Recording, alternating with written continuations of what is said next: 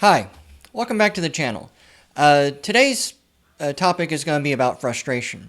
This comes from a viewer and I think a subscriber I have on Minds.com.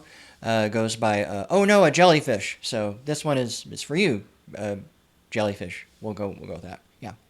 Um, they had posted on Minds.com that they were ready to like just throw their work in progress into the garbage or something. And I made a very flippant kind of attitude of, well, if it's frustrating, then it's really good. It's probably really good.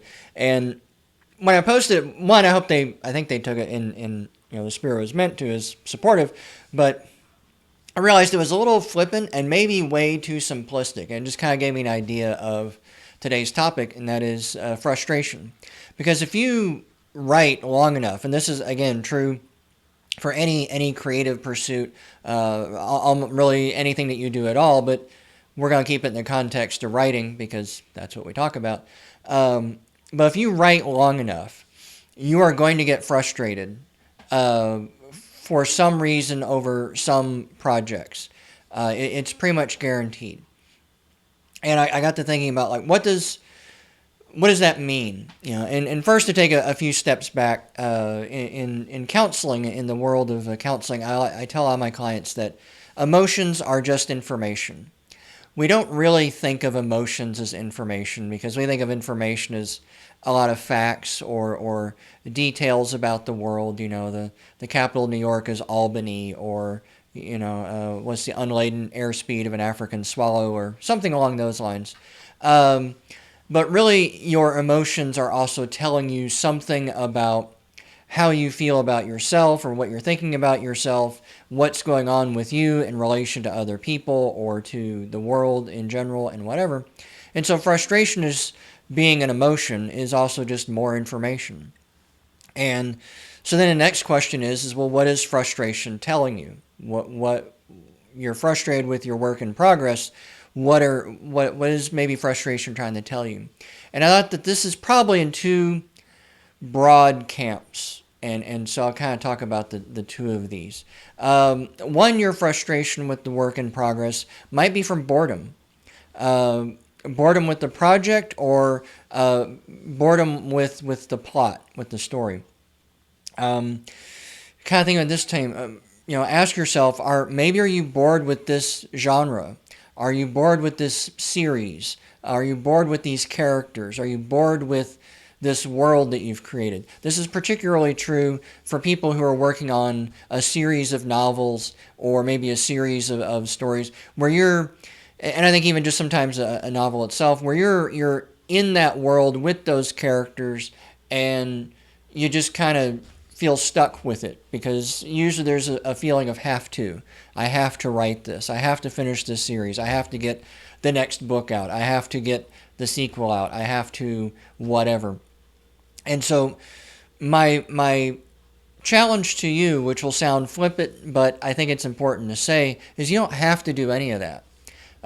If you're a traditionally published author and you're under contract to get a particular project to a company on a certain day, okay, yeah, maybe you kind of have to, mainly because if you want to get paid, if you ever want to get work with them again, you kind of need to stick to it. But if you're self-published like me, you don't have to. You don't have to do anything. Like Saga of the Scout, my first book in the New Age Rises story series. I was working on number two of that book when the pandemic hit, and I realized I really didn't want to revisit a post-apocalyptic world as the pandemic was hitting, because in early 2020 we didn't know what was going to happen. It was really bad stuff. Um, so I just didn't go back to it, and I have plans to. I think next year I'm gonna get back into that. It'll be a few years later than I like, but that's okay. But if you're bored with a series or bored with the genre or bored with these characters, it's okay to just kind of switch. I think that's a really good thing. Write something totally different. If you're working on, military hard sci-fi, write a romance western. If you're writing paranormal romance, write some sort of, dark fantasy kind of story or something like that. New characters, new world, new genre. Let it be new, let it be interesting. And what you might find is just by doing something else, doing something different, might re-spark your interest into the thing that you were doing. I'm noticing now that I've been away from Saga the Scout and Ethan and all those characters, I find myself kind of revisiting and kind of looking forward to getting back to that. I'm not bored with Nadja, the Witch Warrior. Still really like her. I'm actually going to go back to starting the 8th story, after I'm done shooting this video. But yeah, I find myself ready to go back to that world and that sort of thing. And so you need to do something new and need to do something different. Now, this is a little different than to say that you're bored with the story.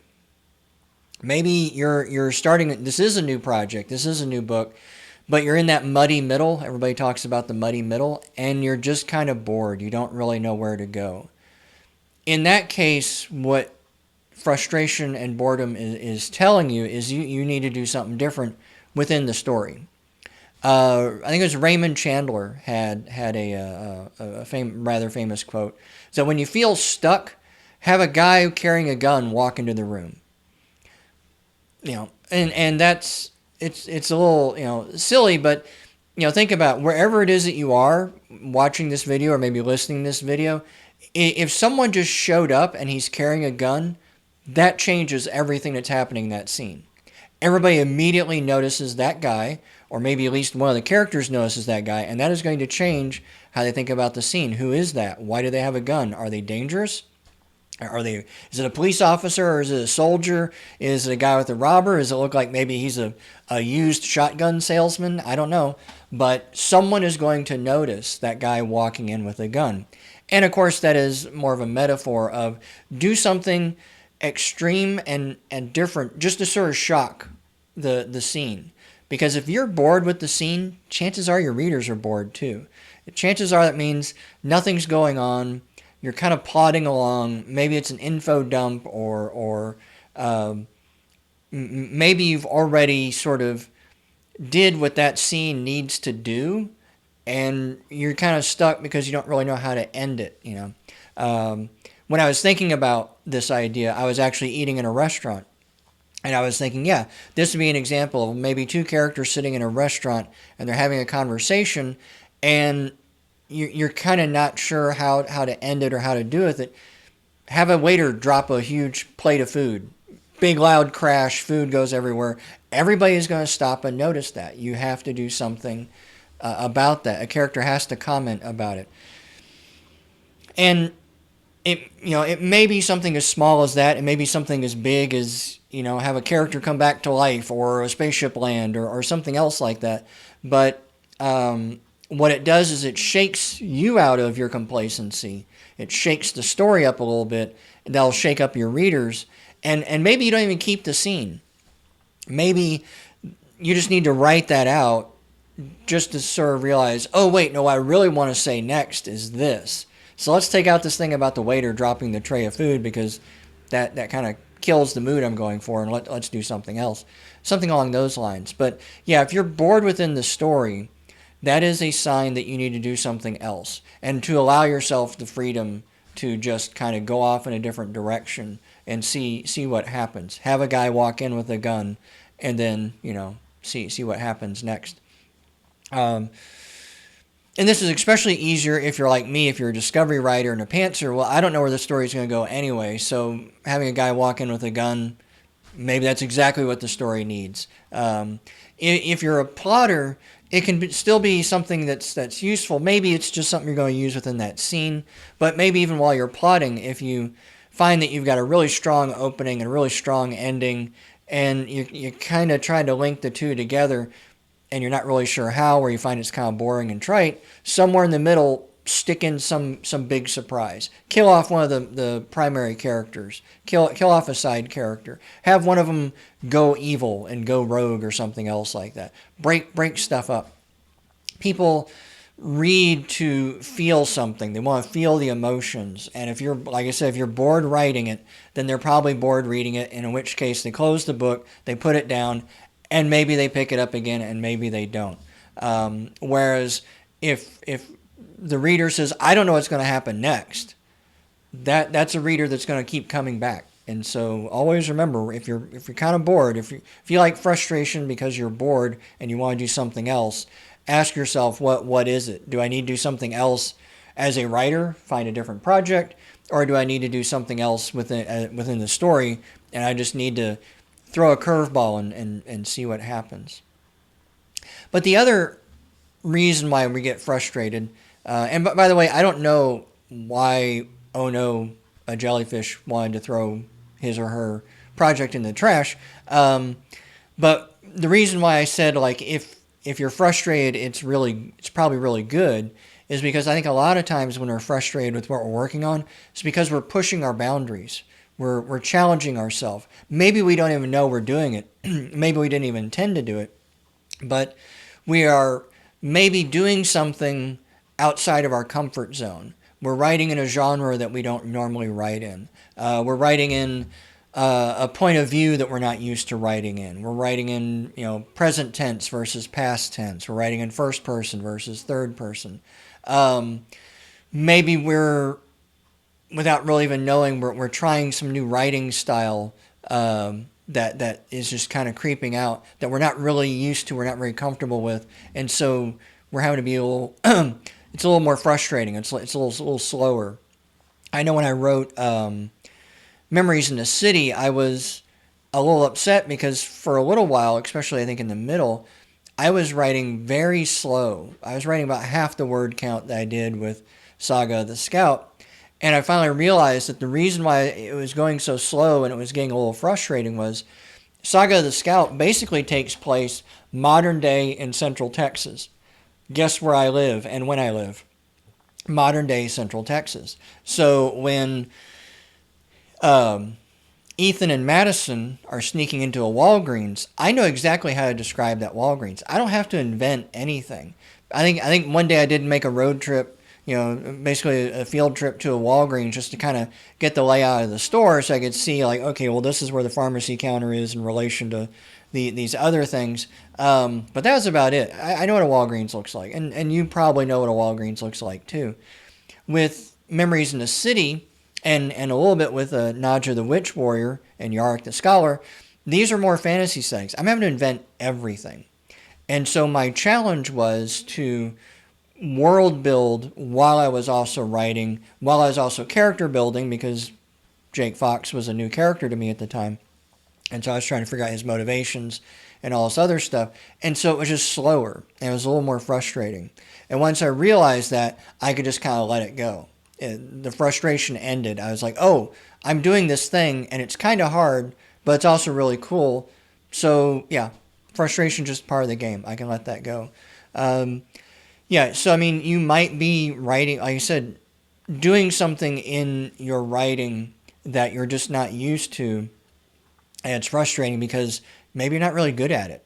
And that's okay. That's how you get good at things, is you do things and you struggle and you fail and you try again and you learn again and you build up on that. And after a while, it stops being frustrating because that's a new skill set that you've incorporated, and it gets easier. But you have to be willing to push through that frustration.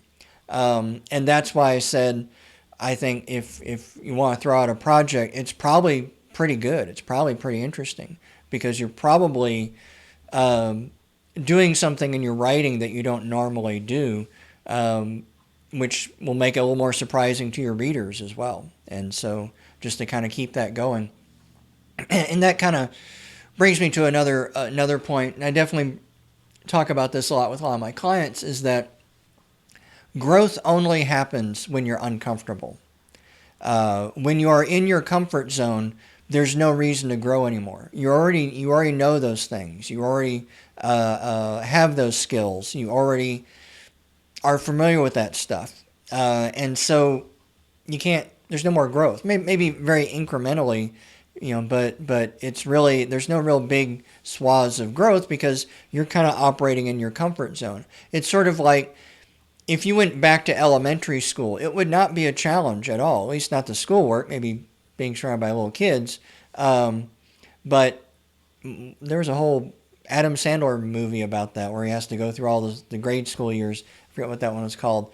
But if you had to go back to 5th grade, it's probably not going to be challenging. You'll be able to do the math. You'll know all the science stuff. You'll already know how to read and write and do all this other sort of things. But you're not going to learn anything new because it's 5th grade. You already know that stuff. It's all old hat to you. So you have to try something new. You have to go outside your comfort zone in order to grow and build new skills, and also even just grow as a person. If you're not used to setting boundaries with people, if you're kind of a people pleaser, you're not going to get happier if you don't go through a period of feeling very uncomfortable by telling people, no, I can't do that. I won't do that, or whatever that is. That's just one of the many ways in which my clients have to fight deal with their comfort zone to get better at something, is do something that they kind of don't inherently want to do. But like with writing, if you keep it up, if you keep practicing, then it stops being frustrating and it starts being something that you're really good at. And then you'll circle back to the first points where you'll get bored because it's something you're good at, and then you'll get frustrated at that level. And so then what you do is you try something new. And so I guess really the moral of this whole video is writing is nothing but one long series of frustrations. Get used to it, but it's not necessarily a bad thing. Again, it's kind of like, it's something else I talk about a lot of my clients. Everything that you do is work. Pick what kind of work you want to do. If you sit on your ass and never write another thing for the rest of your life, which you can totally do, nobody's forcing you to be a writer, but that would be its own kind of work, right? What do you do with all your free time now that you're not writing all the time? What do you do with this creativity that just kind of you've done a great job of building up and now it has no outlet? That's work itself. Sitting on your ass and watching Netflix over and over all day is also its own kind of work. It's just not rewarding work. Not like writing, which is very much work. But in the end, you get this vehicle for your creativity. You get to have this output. You get to share it with others and see how they react to it. Maybe they react the way you don't want, and now it becomes a skill that you can build on. And then that's a lot of work, but that's work that is very rewarding. Rewarding for you as an individual, but also rewarding financially, and maybe even rewarding to other people. People like reading stories. They like to escape their lives, and by you sitting down and writing the story that's coming in your head, you're helping them. So it's all work. So frustration, very unpleasant but very important sort of emotion to be feeling. Get comfortable with it, start listening to it, pay attention to what it's trying to tell you, and then kind of react accordingly. But don't give up, because the only way you can fail is if you just stop, really. But anyway, on that note, I will say goodbye. I think next week is Thanksgiving. Maybe I'm going to try and get a video out. We'll see if I can get one recorded ahead of time. But anyway, I will talk to you later. Bye.